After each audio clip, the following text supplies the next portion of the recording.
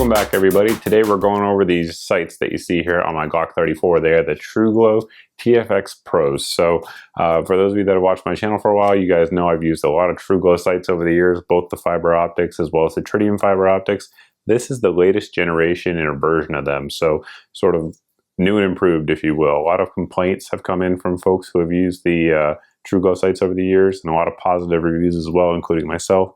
But those complaints are really what they took aim at here with this sight set.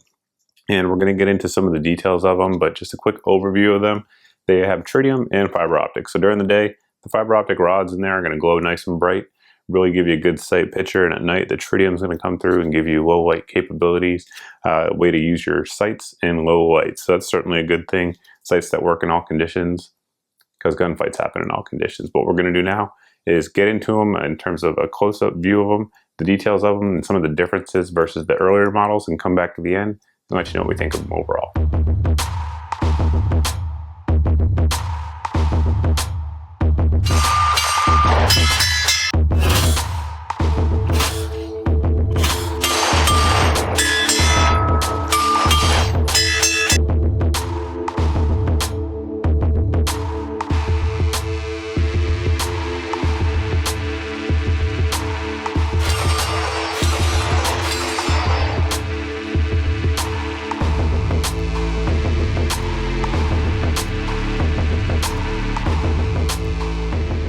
First off, we'll look at the rear sight. So on these ones, we have a U-notch rear sight. So pros and cons of the U-notch is, for me at least, it's faster to pick up than like a standard square dot. It also works really well in low light settings because it does have a good bit of room in it when you're looking at that front sight. So you're able to pick up and differentiate the front sight and low light pretty well with that U-notch.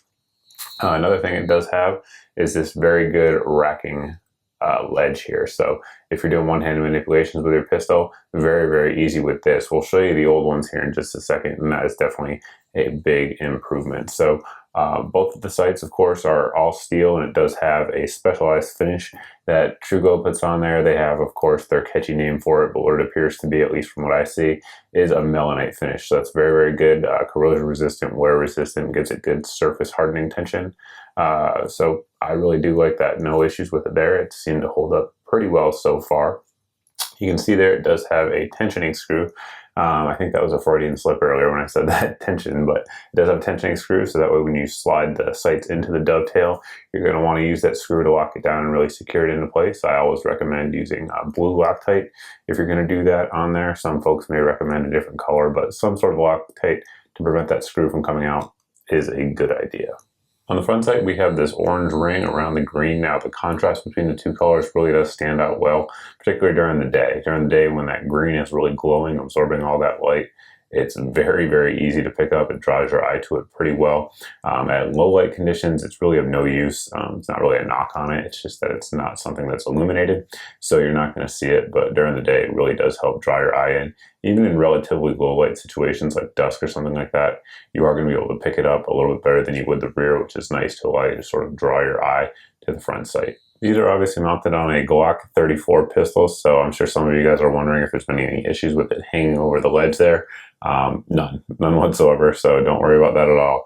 You can push on it really hard, and of course they're all steel there, so it's not going to flex or give or anything like that.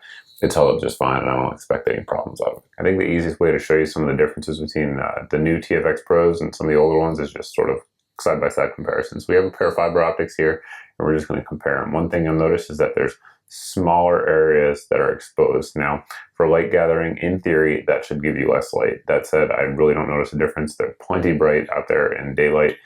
Maybe in low light, though, you would see a little bit of a degradation in the brightness of the TFX Pros, but of course the tritium's kicking in there, so not a huge deal. Additionally, there really is no ledge. If you look at the older ones, trying to do one-handed manipulations is possible. However, it's much more consistent with the TFX Pros. And one thing to point out on TFX Pros that's a huge difference is that in the older TFOs, you'll hear people often saying that they broke their tubes, or a tube popped out, or solvents damaged their tubes, or something like that. Well, the TFX Pros, at least everything I've read so far and my own experience, has solved that issue. So with the TFX Pros, you have sealed sapphire cases where the tritium is housed. So the tritium in the fiber optic is put inside of a sealed sapphire case, then inserted into the sight itself. So that gives you a few things. Number one, very, very good shock resistance. Also gives you resistance against any kind of cleaning or chemical agents. So that's the same on the rear that we have here, as well as on the front. So you can see there's just nothing exposed either on the new ones. So on the old ones, both in the front and the rear, you'll see that fiber optic rod sticking out where they had to use heat to seal it in, just like you would with traditional fiber optic sights. On the TFX Pros, nothing like that. It's sealed in that sapphire encasement before it goes into the sight. So much more rugged, much more durable design.